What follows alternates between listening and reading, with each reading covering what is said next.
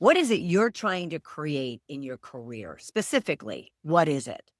Throughout the last 3 episodes of our series, From Stuck to Leading, you've discovered who you truly are, confronted any fears that have been running your leadership as of now, and shedding the story that really was never fully yours to begin with. So let me ask you one question as we move into this 4th episode. What are you going to build with all of that space that you created because of what you have shed? Because what nobody really talks about is the work that goes in to actually creating the new, the bigger, the better, the different that you want for yourself. And now that you have the white space to do it, this is step 4 to create. Now, if you have missed episodes 1 through 3, that's okay.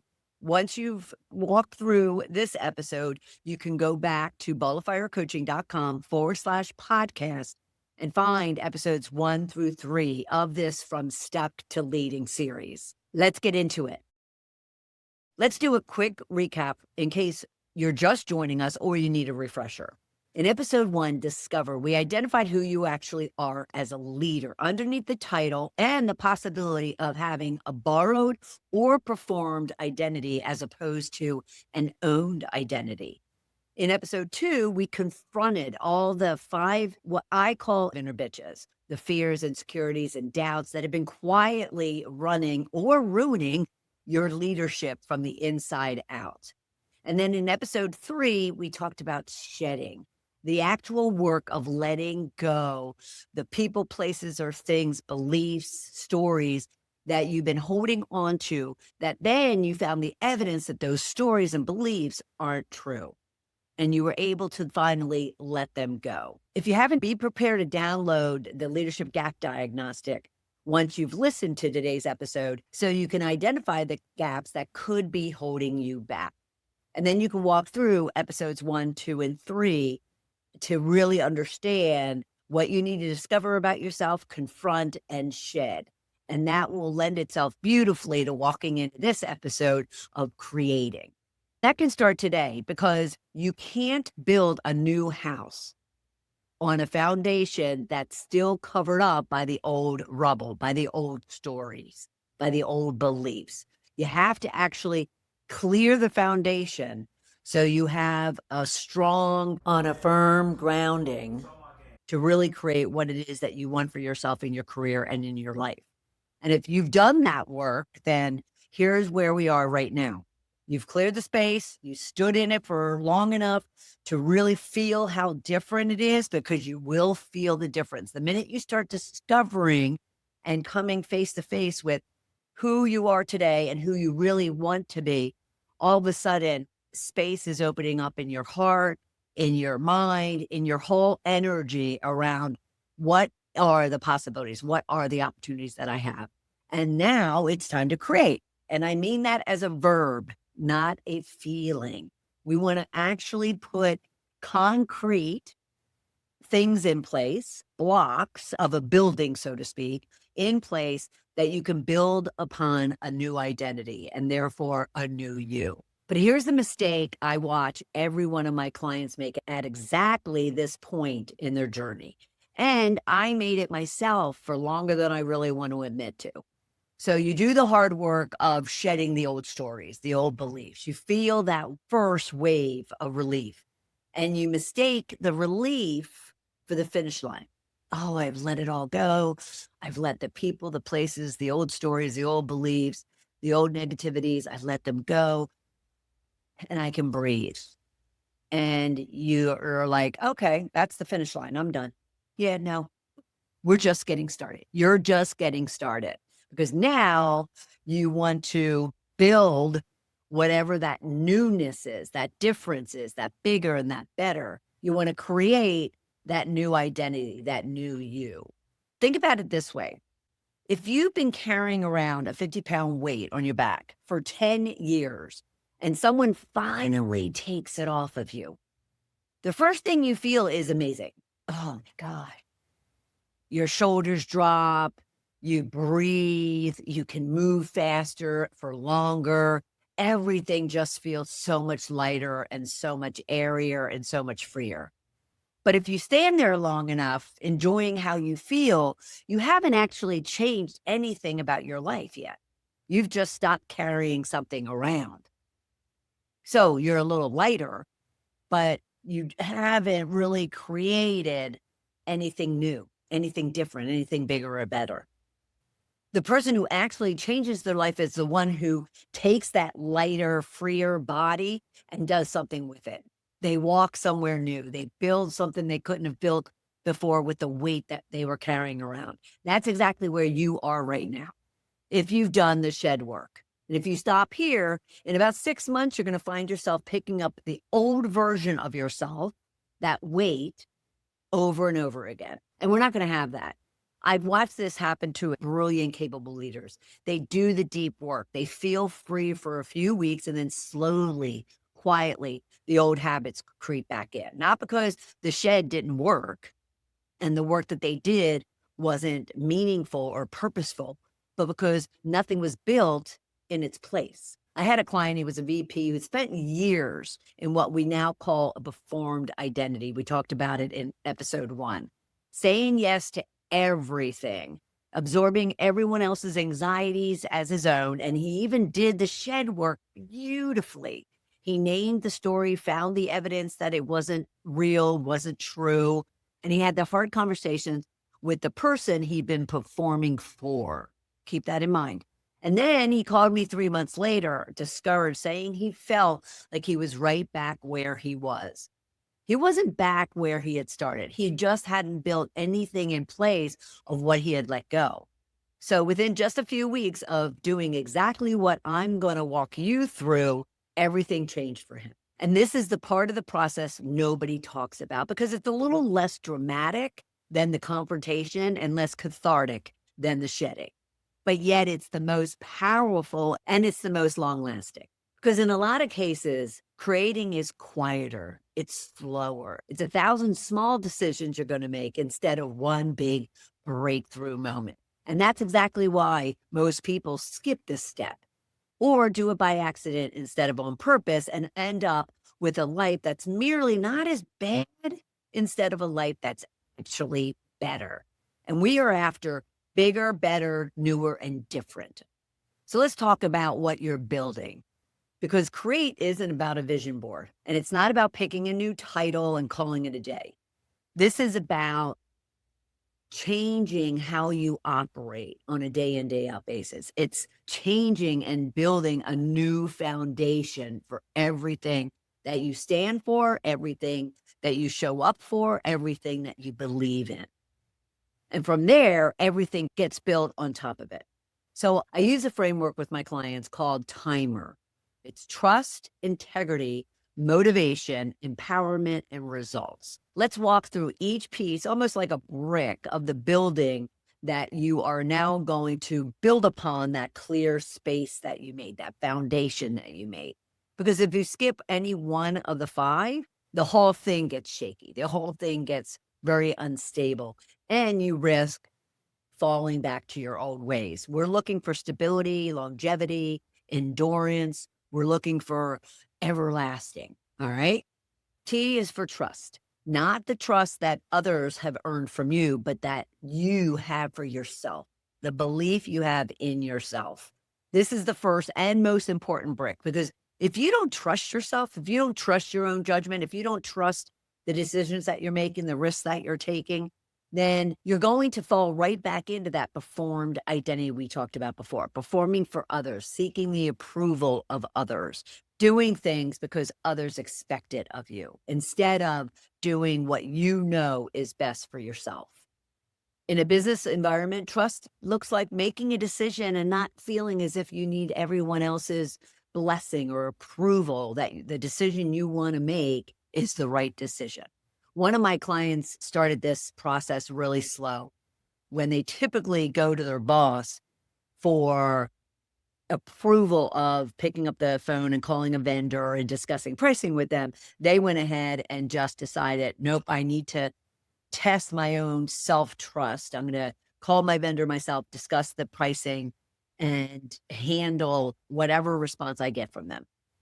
And so the first time they did it, then they did it a second time, then they did it a third time.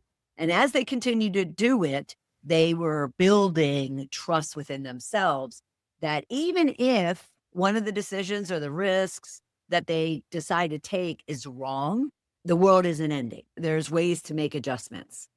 And so if you have any slightest little distrust in yourself, fear of making a decision, taking a risk, seeking an opportunity for yourself, asking for what it is that you want, just do it and then do it again and again and build up that trust bank, so to speak, the self-trust bank. Now, I is for integrity, not the version where you never make a mistake. It's the version where what you say and what you do match consistently, especially when no one's watching and when it actually costs you something. Integrity is what makes the new identity stick, makes it more durable, because it means you're the same person no matter what room you walk into, no matter who's in those rooms, and no matter what the situation is. You're showing up as yourself and not a different version depending on the audience in front of you. For instance, in the workplace, especially around integrity, you tell your team that you value their time, and then you don't show up to their meetings, or you show up late, or even if you're sitting in the meeting on time, you're not paying attention, you're on your phone or on your laptop.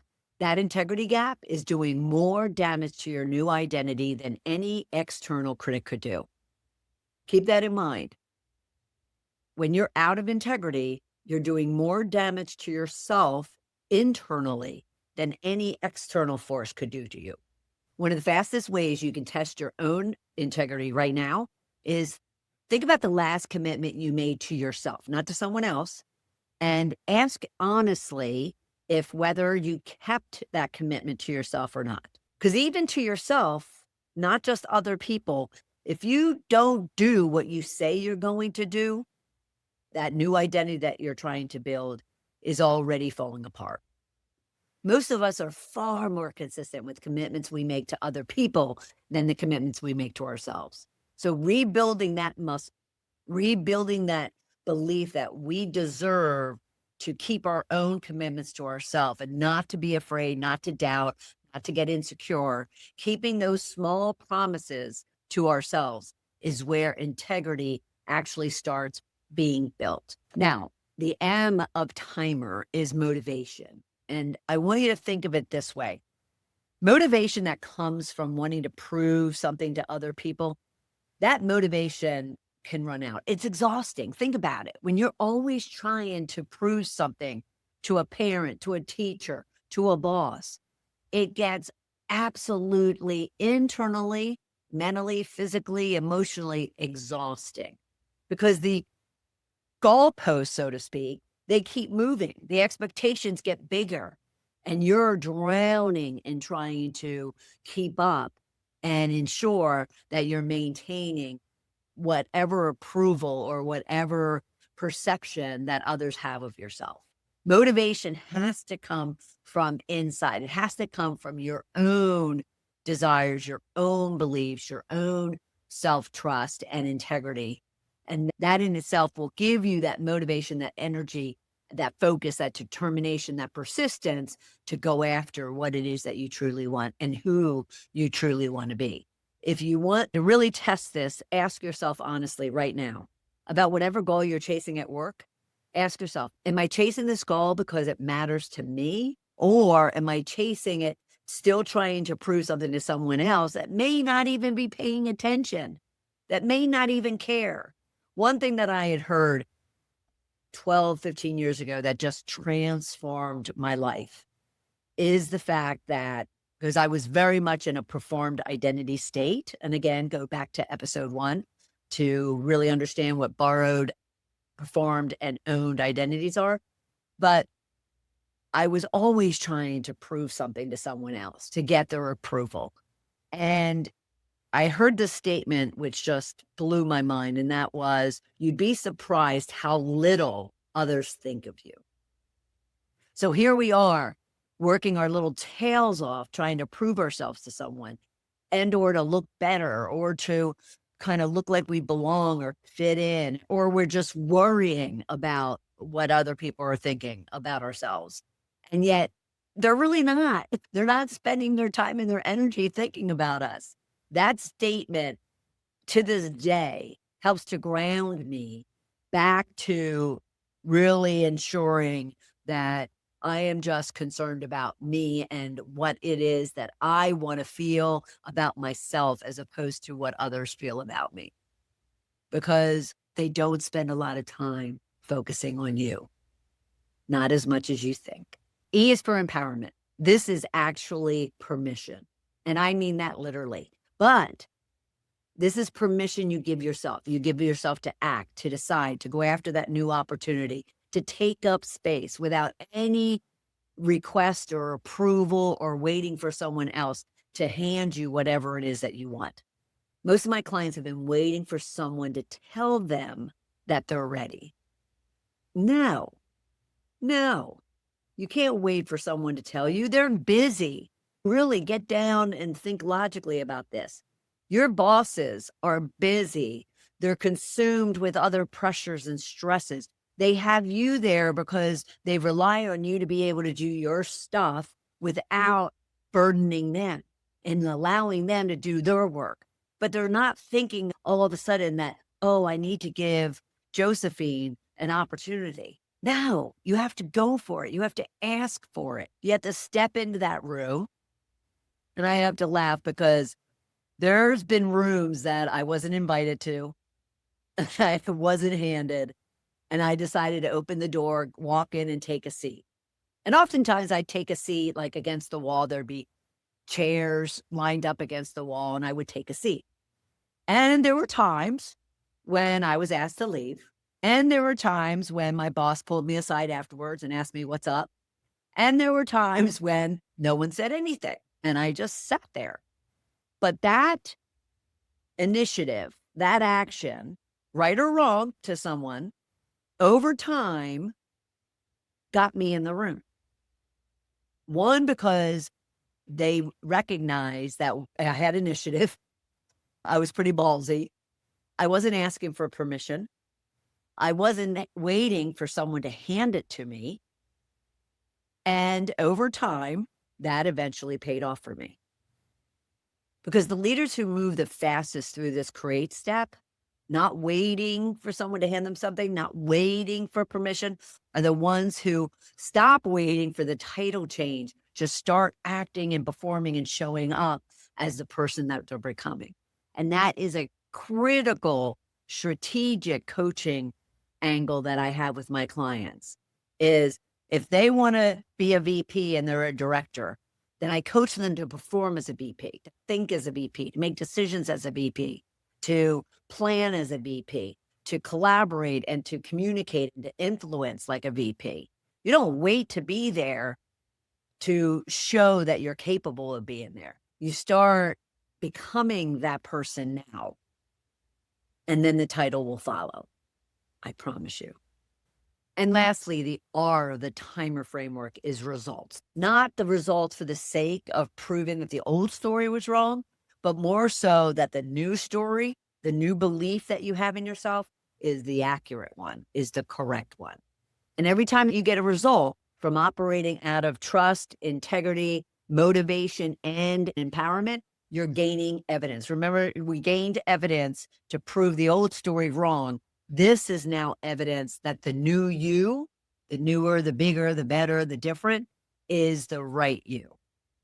And you want to keep this evidence, literally journal it, write it out, so you can keep it and look back at it and refer to it when any chance of you falling backwards a little bit or getting discouraged or you're going through an iteration of just change, which you will, then you can look at the new evidence that is proving that the new you, the today you is the right you, will provide you that energy, that motivation, that confidence that you need to just keep moving forward. That is the timer framework. Now, let's pause for a second because I don't want this to stay abstract and woo-woo, so to speak.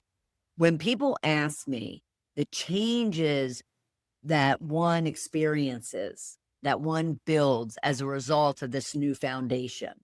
I tell them that it shows up in 4 different ways. It shows up as confidence, security, shows up as open-mindedness and certainty, not as personality traits that you either have or don't have, but as the direct practical output of trust, integrity, motivation, empowerment, and those are the results. Here's the thing. None of these 4 things are things that you can think your way into. They're what happens automatically once the foundation is actually in place. So if you're waiting to feel confident, secure, open-minded, or certain before you start building, you have it backwards. Build the foundation and those things will follow. Let's get practical about how you can start building that foundation. And if you're able, I would pull your journal out or your phone or wherever you might take notes and make note of these 4 moves that you could be taking in order to just change your life, create what it is that you really want for yourself. As a leader, as an individual, as a family member, as a friend, in your work and in your life. And nothing gives me more pleasure when I hear from my clients that what we work on in our partnership, they're actually able to use at home too. Gosh, that's such a wonderful feeling. Move 1 would be write your own identity statement. This is that one paragraph in your own words that describes who you are when you're operating from trust, integrity, motivation, and empowerment. Not who you think you should be, who you actually are underneath all of that you've shed and let go of. Make sure that it's specific, not real generalized. You don't want to say, I want to be a good leader. You want to say something like, I'm the leader who trusts my own judgment, tells the truth even when it's uncomfortable, and doesn't wait for permission to act. And write it down because you're going to need that as you're building your structure of your new identity. And you're going to use it to check in that you're staying true to that new identity statement that you're looking for. I'll give you a few examples of my clients. So one client's identity statement reads, I am a leader who others want to work for, valued around the organization, well-respected, with a legacy that leaves a mark on others. I had a leadership team who defined themselves as, we are an organization that others throughout the organization wants to come and work for. Another had one that stated, I am a leader who asks for what I need instead of hoping someone notices. Another one would be, I'm a leader whose calendar reflects my priorities, not everyone else's emergencies. And another would be, I'm a leader who can deliver hard feedback without needing the other person to like me in the moment. Now, look at those statements. I am a leader who can deliver hard feedback without needing the other person to like me in the moment. What would you say they had been working on to shed in order to create their new identity? Obviously, they don't like giving hard feedback. They don't like confrontation. They don't like others not liking them. And therefore, to date, they have been leading in a way that avoided hard feedback, that avoided confrontation or conflict, because they wanted to ensure everyone liked them. And so this new statement, I am a leader who can deliver hard feedback without needing the person to like me, allows them to have that foundation of certainty, confidence, open-mindedness, so they can ensure that their own insecurity or fear that they once had does not affect the fact that they have to give hard feedback at times. So the other one, I'm a leader whose calendar reflects my priorities, not everyone else's emergencies. This individual has been shedding the fact that they felt that they were a people pleaser, that they always said yes, they never said no. Their calendar was double, triple booked, and they weren't able to fulfill or follow through on a lot of things simply because of the fact that they just couldn't use that 2-letter word, no. And that leader who asks for what they need instead of waiting for someone to notice was someone who just recognized in themselves that they were waiting for someone to hand them the opportunity. And yet that wasn't going to happen. They need to have their own confidence and certainty within themselves and trust within themselves to ask for what it is that they need or want. None of them are vague aspirations.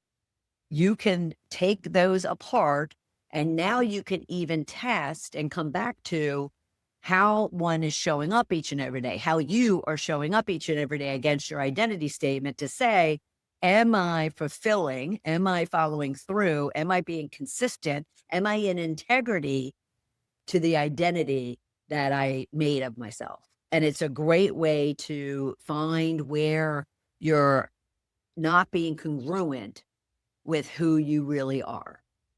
All right, your second move would be to design the vision that you have for yourself at your work and in your life, not the fantasy, specifically what it is that you want to achieve. You want to get specific. I want to be in the room that I'm not in right now. I want to have the conversations that scare me or make me feel intimidated instead of avoiding it. I want to have a calendar that is prioritized and that is going to allow me to show up for every commitment that I make for myself and to others. So really lay that out and put it almost in a 12-month plan. And if you get uncomfortable, if you get insecure, start feeling intimidated by even these goals and expectations that you're making for yourself, that's okay. You have to get comfortable being uncomfortable. Change is uncomfortable. But that's the only way that you're going to grow and become the leader and the person that you want to be. Move 3, build the environment that reinforces your new identity. What does this mean? You can't build a new identity while you're still standing in the same environment. But what does that look like, Bernadette? Well, that means a conversation with a manager about the kind of work that you're actually wanting to take on. It means finding one person, just one, who reflects the identity that you're building instead of the old one that you want to shed, and spending more time around them and understanding how they're showing up, how they're leading, how they're communicating, how they're influencing, how they're collaborating, whatever the case might be. And once again, I'll mention that this is where your leadership gap diagnostic comes into play and can be used throughout this step of creating.